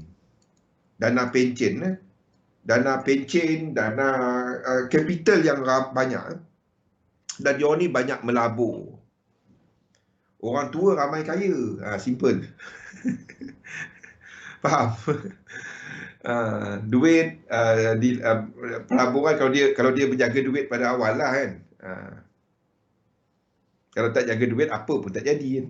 Sama lah macam trading. Tak jaga duit, apa pun tak jadi. Sebab apa, dan dia orang ni banyak melabur, dan masalahnya dia tak menyumbang, dia tak dapat nak bekerja kat kilang, dia tak dapat bekerja dekat ni. They are not, then the policy makers sedar mistake yang dibuat. So now, they are trying to increase balik population. Menambah balik. Ya. Macam Jepun, tak apa. Jepun masih still okay. But we do have that border issue. Di mana orang makin ramai warga tua, dan kita dekat Jepun, one good thing is mostly dia dah mechanized. Everything is more or less is automation. Automation dia semakin tinggi. But you can only cater specific sector ataupun specific industry seperti heavy machinery. Itu yang Jepun expert dalam automotive, machineries. Tetapi untuk yang memerlukan tenaga buruh Jepun tak dapat.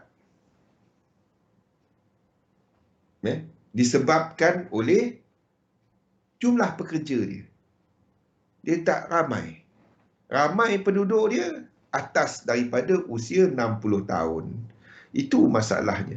Even kita ada satu pulau dekat Jepun, average age dia berapa entah 80 ke 70 ke 90. Saya pun tak tahu. Yang pulau bawah-bawah tu, bawah Honshu tu. Saya pun tak ingat nama pulau dia. Tu masalah ni kat Jepun. Dekat China, akibat polisi, politik, now dia orang dah start sedar. That's why next adalah ini. Next, kita balik kepada sini dan mungkin kita akan mula nampak yang pada zaman pertengahan dahulu, India dan China balik. No more yang dekat Europe, no more dekat US. This is what is happening now.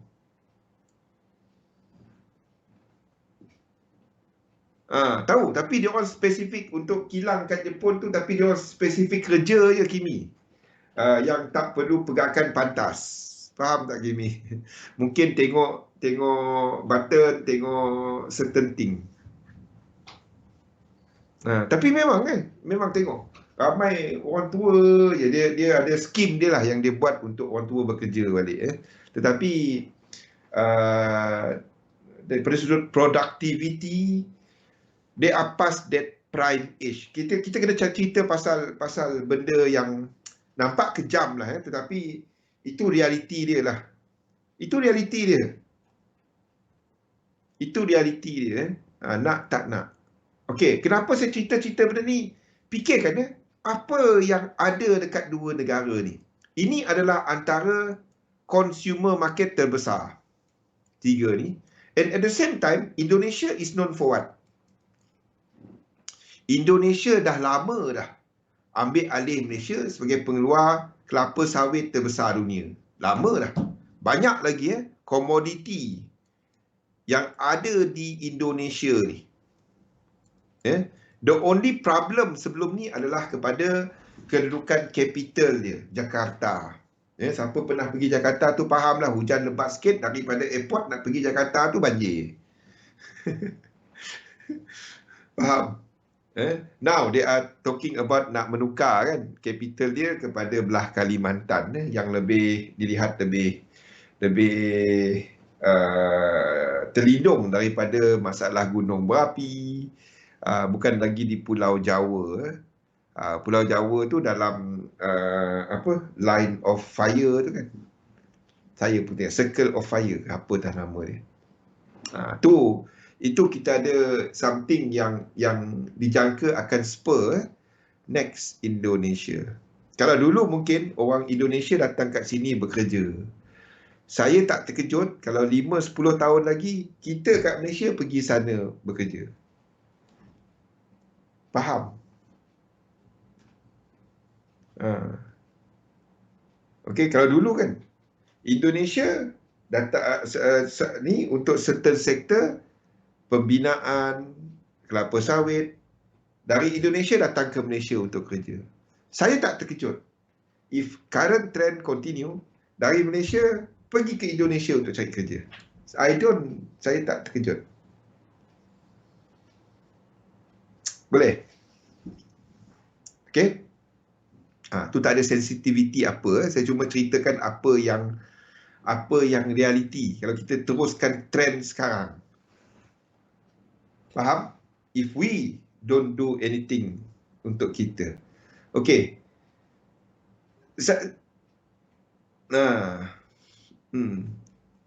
Dia ada kekuatan politik.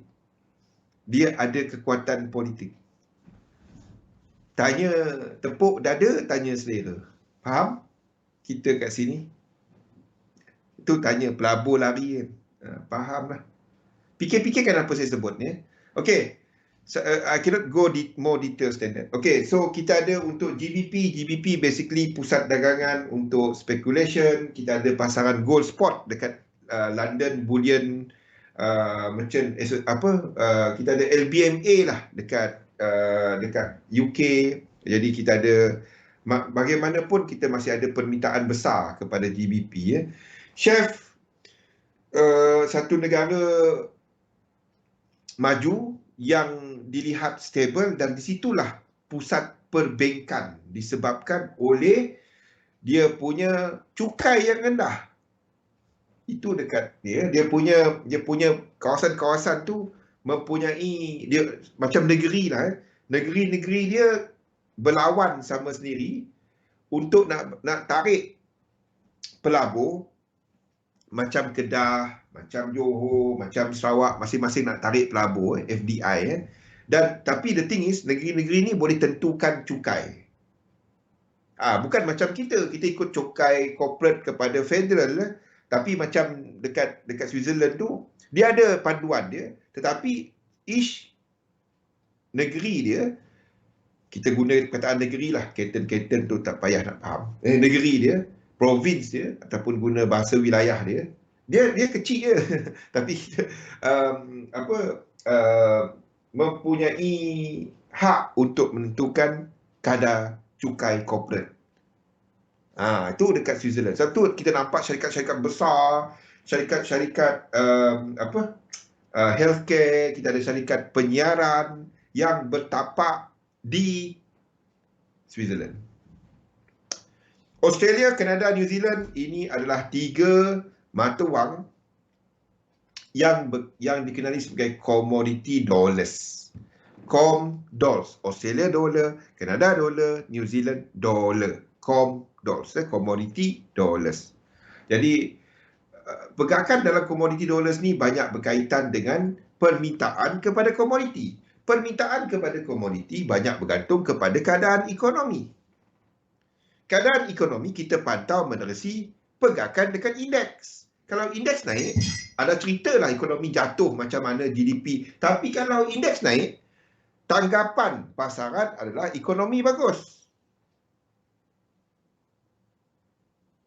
Tu sebabnya bila kita ada indeks yang naik, pada masa yang sama, US dollar kena turun. Ataupun sideways. Kalau anda nampak indeks naik, US dollar naik, ComDollars akan jatuh. State banyak kuasa, yes. Tapi itu sepatutnya sistem federal, sistem persekutuan kan Joy ni. Kita ada, tapi ada bagus, ada tak bagusnya.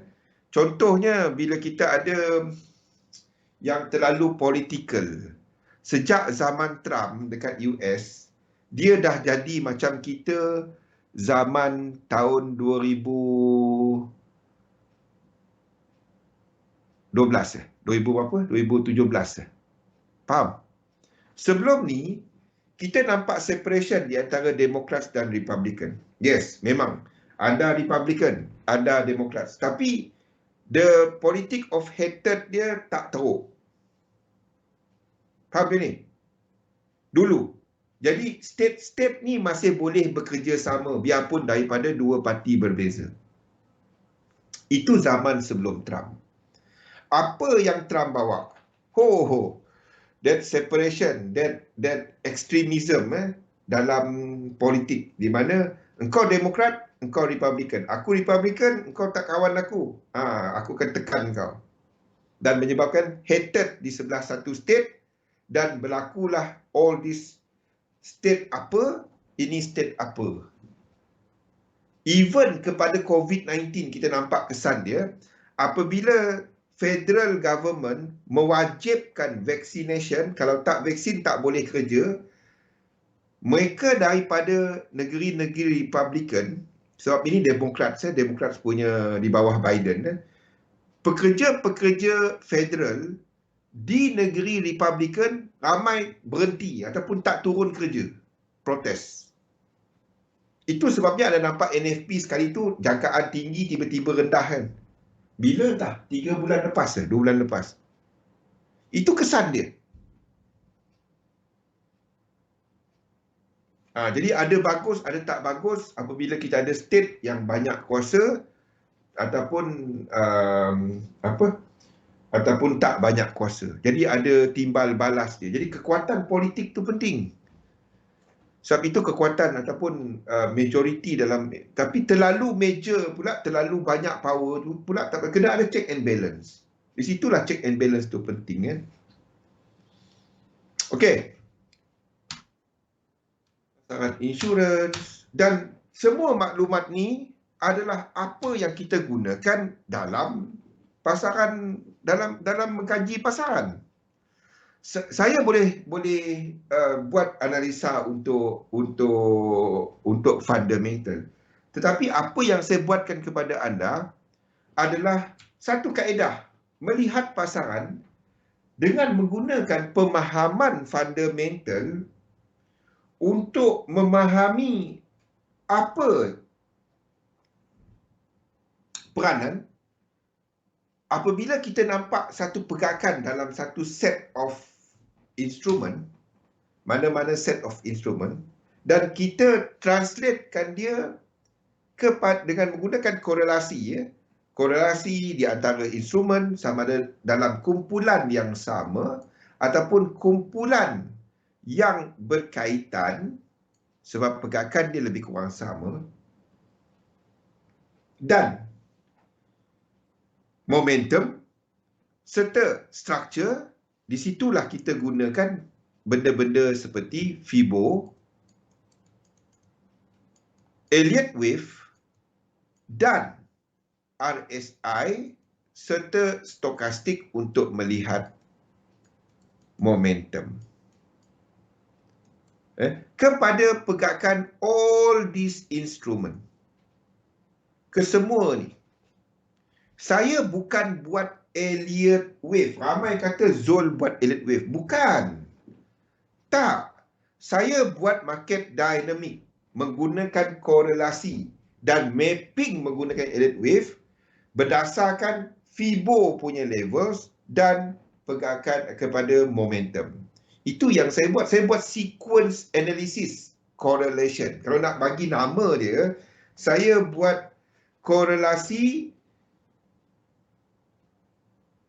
analisa korelasi siri pergerakan macam mana? Sequence analysis correlation. Ini yang saya buat.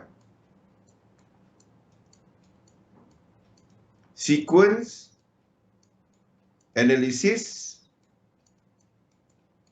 Ini nama asal sebelum saya tukar nama dia kepada market dynamic. Apa dalam bahasa Malaysia saya tak tahu. Sequence analysis correlation. Sequence correlation as bahasa dia kejap. Saya ada dalam satu slide lama tahun 2013 punya slide.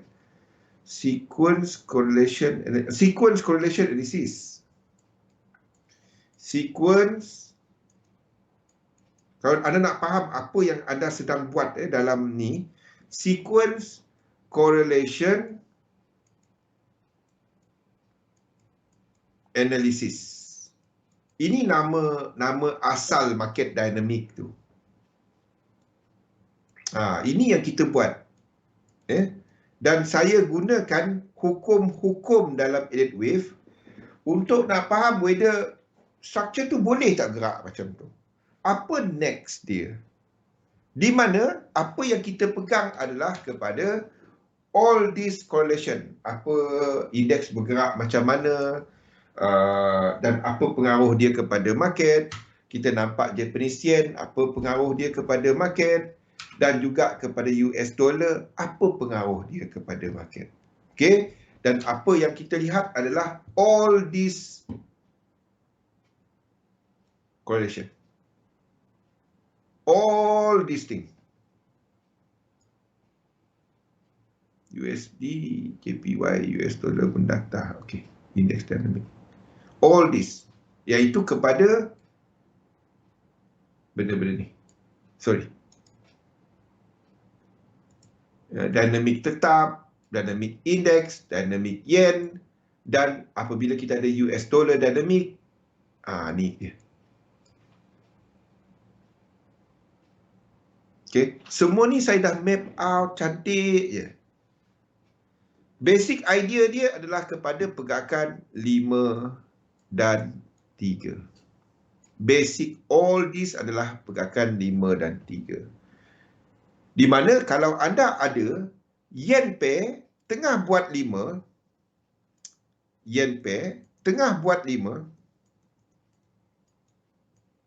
salah satu tak boleh buat 5. Kalau yen pair buat 5, indices higher chances untuk dia buat 5. Kalau anda ada sedang melihat dolar sedang naik juga, dia tak dapat 5. Dolar akan buat 3. 10 minit, thank you, Pian. Dia tak dapat buat kesemuanya dalam struktur yang sama. Tak dapat.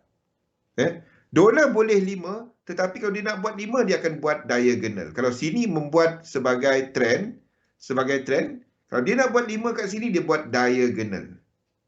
Dia tak dapat membuat trend yang sama. Itu dia. Kalau rajin tu anda boleh buat table dia. Kalau anda kaji benda ni, anda boleh buat table. Saya bagi contoh satu. Kita bagi yang paling mudah lah. Dan anda fikirkan kepada lain-lain.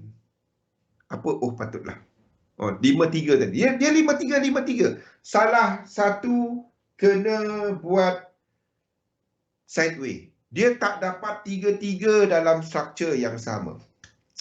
Saya bagi satu contoh, anda expandkan dia. Sebab ini benda proprietary, jadi saya tak dapat nak kongsikan full. Saya kongsikan satu dia. Kita ambil yang paling mudah, iaitu kita ambil indices dynamic.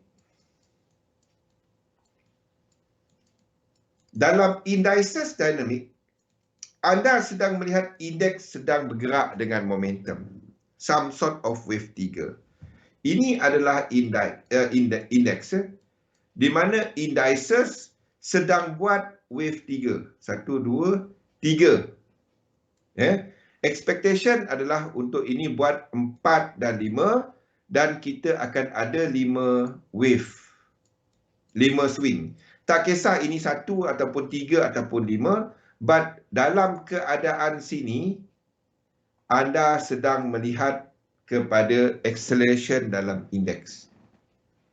Dalam keadaan ini, kalau kita buka chart, kita tengok sini, maksud dia, some sort of wave 3.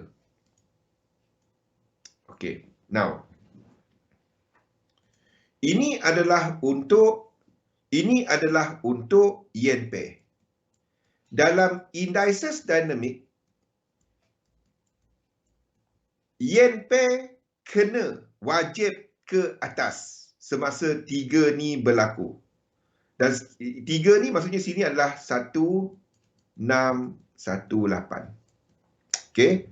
Jadi pada waktu ini untuk yen pair pun kita sedang melihat wave 3. Dan expectation untuk buat 4 dan 5. Benda sama, some sort of wave 3. Kat situ. Ini untuk yen pair. Dolar. Ini adalah untuk dolar. Okey. Ini adalah untuk dolar. Depending kepada acceleration. Sekiranya kita ada UJ yang juga naik, UJ wajib naik pada waktu ni. Tetapi kenaikan UJ adalah lebih laju daripada EU punya naik ataupun turun. Dan sebab dolar pada waktu sideway, pada waktu ini, sekali lagi saya ulang, UJ akan naik. UJ tak boleh jatuh. UJ kena naik. Sebab itu adalah kelemahan yen pada waktu tu, indices dynamic. Tapi arah US dollar naik atau turun, anda kena tengok momentum EU. Dapur kejap. Saya terbaca pula. Okey. Sekiranya anda nampak EU jatuh, itu dah US dollar kuat. EU jatuh, US dollar kuat. Tetapi kejatuhan EU adalah kurang daripada UJ naik. Sebab itu yen pair naik. Faham? So, dolar adalah mendata. Dolar adalah sideways. Dolar tak boleh berada dalam wave 3. Kalau dolar ke atas, EU tengah jatuh. Kalau EU jatuh, dolar, maksudnya dolar ke atas. Mungkin dia dalam wave 1. Kalau dia 5, dia adalah wave 1 ataupun kecil. Wave 1 aku. Okey, ini dalam EU jatuh. Kalau EU jatuh, dia buat 5, tetapi 5 dia adalah wave 1 ataupun wave 5 ataupun A ataupun C. Maksudnya dia adalah dalam diagonal. Ataupun kalau dia ke atas, ataupun dia dalam 3 wave W ataupun Y. Dia ini je, dia tak boleh buat 3. Dia tak boleh buat 3. Kalau dia buat 3, kita akan ada market yang lain dia. Macam mesin jantung. Satu. Tit, lepas tu tit, tak ada bunyi dah. Kena letak ni ya. Market tak jalan. Dia tak dapat. Tak dapat. Ada akan dapati UJ itu ke kanan dia. Dia kan 3 benda. Tak dapat. Okey. Jadi ini adalah bila EU jatuh, UJ naik. DXY. Ini untuk DXY. Dia structure ni berulang-ulang-ulang tau. Anda tengok, anda akan nampak dan anda kaitkan dengan fraktal kimia. Saya tak dapat nak kongsikan, saya ada penuh untuk fraktal dia.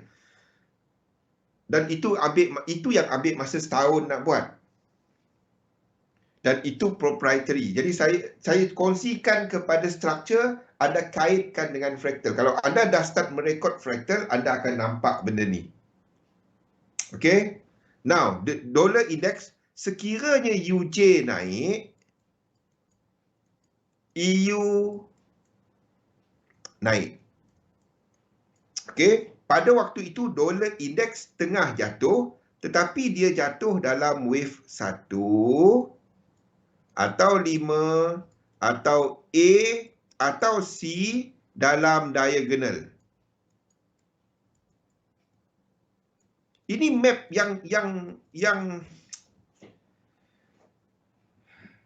anda boleh dengan maklumat macam ni, anda boleh buat semua tahu kimi.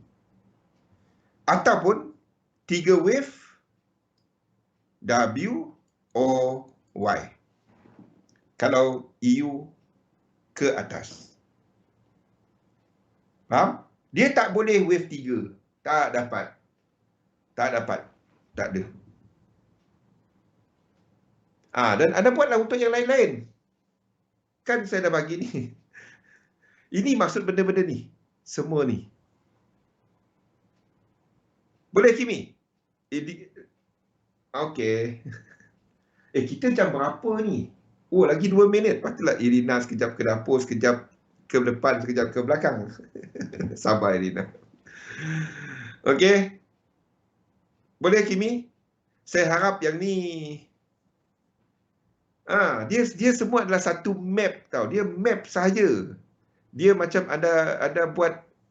Dia map. Kalau ada perubahan, then senang nak tukar. Dan kalau siapa yang boleh pergi coding dia boleh decode tau. Cuma dia kena lukisan tu update dia buat manual. Lepas tu letak input dia semua lukis sekali. Ada cuma lukis satu je. Dollar index ke paling simple index. Yes. Saya tak ingat dia punya nama, tapi itulah nama dia jual ni, permutation.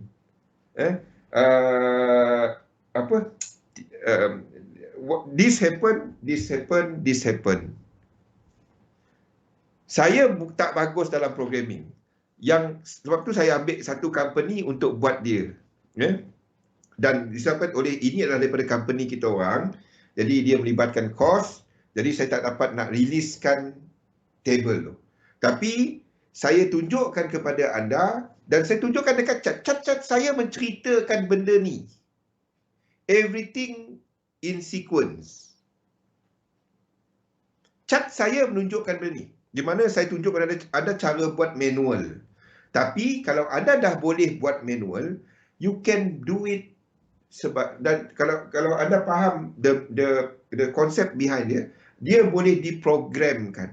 Macam mana? Saya tak tahu. Saya tak reti benda tu. Korang bincang lah. Okey, ambil dia punya screenshot ni. Ambil screenshot ni. Betul lah tu. Juaini boleh program, Pian pergi rekod, Kimi pergi tulis nota. Cukup 3 orang. Duduklah setahun. Saya dulu setahun. Sebab nak explainkan dia dalam ni, dan pada waktu tu pun ada kekangan daripada programming punya language. Pada waktu tu lah. PM tepi lah. Pandai korang 3 orang lah. Apa-apa tanya saya. Okey, dah cukup. Dah keluar dia punya mak tebuan dia. Okey, labur dalam satu sistem. Dagangkan sistem anda. InsyaAllah kita jumpa lagi pada jam 7 nanti untuk analisa pasaran. Kita kembali kepada Irina. Terima kasih semua. Assalamualaikum warahmatullahi wabarakatuh.